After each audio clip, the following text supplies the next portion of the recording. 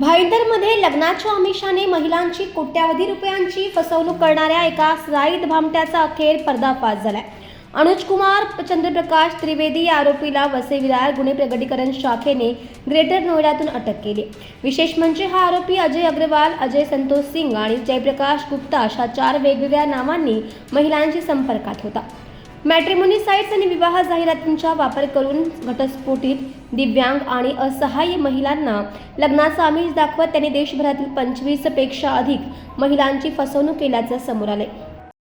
2022 मध्ये नयानगर पोलीस ठाणे येथे एक गुन्हा दाखल झाला होता. त्याच्यामध्ये एक 46 वर्षाची महिला होती, अपंग महिला. तिच्यासोबत एका व्यक्तीने मॅट्रिमोनियल जे न्यूजपेपरमध्ये जो विभाग असतो त्याच्यामधून त्याने संपर्क साधून तिच्यासोबत 2019 मध्ये लग्न केलं होतं मीरा रोड येथे. त्यानंतर त्या महिलेशी त्याने लग्न केलं, त्यांच्यासोबत तो राहू लागला. त्यानंतर सन 2022 मध्ये त्याने त्या महिलेच्या नातेवाईकांना म्हणजे आई वडिलांना त्यांचा राहता फ्लॅट विकायला लावला आणि त्याचे अंदाजे 82 लाख रुपये त्याने, तुम्हाला त्या फ्लॅटच्या बदल्यामध्ये मी लखनौमध्ये एक चांगला फ्लॅट किंवा बंगला बांधून देतो असे म्हणून त्याने ते 82 लाख रुपये घेतले. त्यानंतर त्याने खोटे लग्न केलेल्या महिलेला तो दिल्लीला घेऊन गेला होता एका नातेवाईकाच्या लग्नाचं कारण सांगून.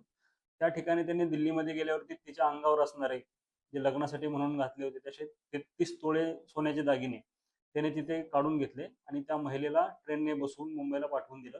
त्यानंतर तो त्याचा मोबाईल बंद करून तो फरार होता 2022 पासून. त्याला गुन्हे प्रकटीकरण शाखा कक्ष 1 काश्मीरा यांनी आमचे माननीय पोलीस आयुक्त साहेब श्री निकेत कौशिक साहेब आणि पोलीस उपायुक्त गुन्हे श्री संदीप डोयफोडे साहेब यांच्या मार्गदर्शनाखाली त्यांचा आम्ही कसून तपास केला. लखनौ, गाझियाबाद, दिल्ली या ठिकाणी त्याला आम्ही शेवटी ग्रेटर नोएडा, उत्तर प्रदेश इथून आम्ही त्याला ताब्यात घेतलेलं आहे. सर, एकूण किती महिलांची त्याने आतापर्यंत फसवणूक केली आहे आणि त्याला किती त्याच्याकडून मुद्देमाल आपण भेटतो?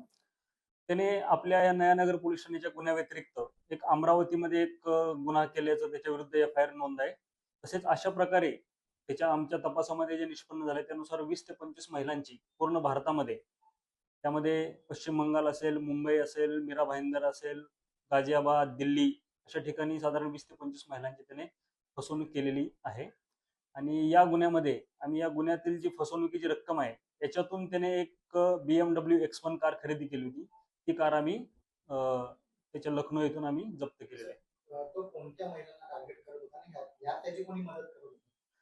तो महिलांना टार्गेट करताना शक्यतो ज्या महिला अपंग आहेत, असहाय्य आहेत, विधवा आहेत, म्हणजे ज्या असहाय्य महिला आहेत यांना तो टार्गेट करत होता. आणि याच्यामध्ये त्याच्या मुलाचा देखील त्याला मदत होती. याच्यामुळे आम्ही या गुन्ह्यात त्याच्या मुलाला देखील आम्ही सहआरोपी म्हणून दर्शवण्यात आलेले आहे.